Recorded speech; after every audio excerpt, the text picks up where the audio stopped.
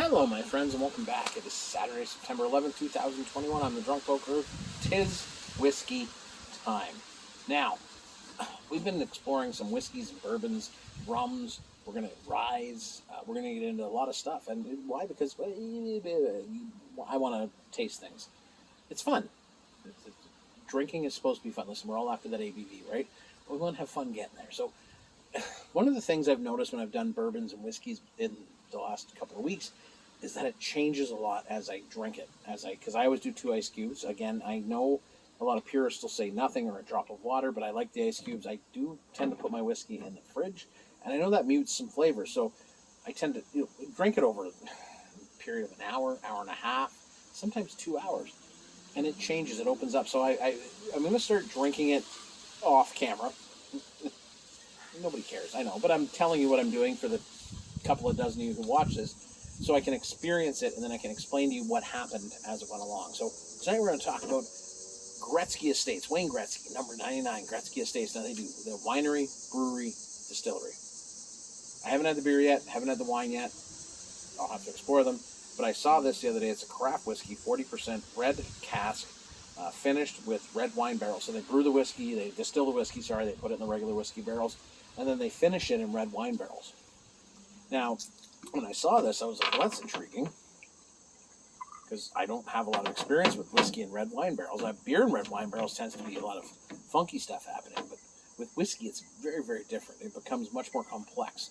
Now, when it's cold, we'll talk about that right now, but let's get into it. Cheers, my friends, to red cask whiskey, as it is.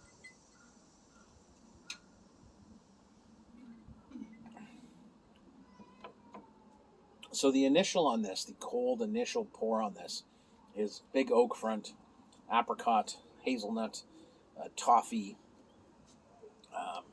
vanilla. It's very much a whiskey focused.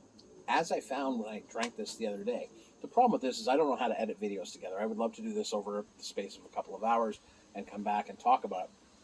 What I found was that oakiness really came out, and you started to get some of that red wine tannin in there, which made it more complex, more beautiful. There was nothing with this. One thing I loved, though, and I didn't get this initially because it was cold, was the spiciness, that rye spiciness. It really shone through, and combining with all the other notes, the toffee, the vanilla, the hazelnut, the apricot, the oak, that kind of tannin, it's a really interesting drink. I think it would make a great Manhattan. And we'll talk about blending. I don't know. I'm still learning. We're going on this journey together. We're sharing together.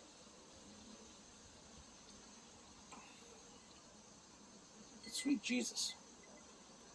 Right now, and this is not even talking about what happens as we drink along in the next hour, hour and a half. Right now, the initial sips are absolutely beautiful. Very well balanced, very complementary of everything going on. The oakiness, the spice, the sweetness. It all comes together very well. Again, I apologize for the wind. Nothing I can do, but I don't want to drink inside yet. I know we're going to end up there eventually. Look for this local LC. Give it a try. You can buy the smaller bottle like I did. Would I invest in the bigger bottle? Yeah, I kind of would, because I think this is something I could really enjoy over time. Things are changing. I'm okay with that. Cheers, my friends. Enjoy your Saturday night. Poker loves you. Love yourself. Cheers. Let me tell you something. Wayne Gretzky broke my heart in 1993 when he beat the Leafs almost single-handedly in Game 7. But the man was the greatest hockey player ever to play the game. If you want to know that, look up the 87 Canada Cup, and you will see a man who transformed the game, who took a game in hand and delivered the clutch performance.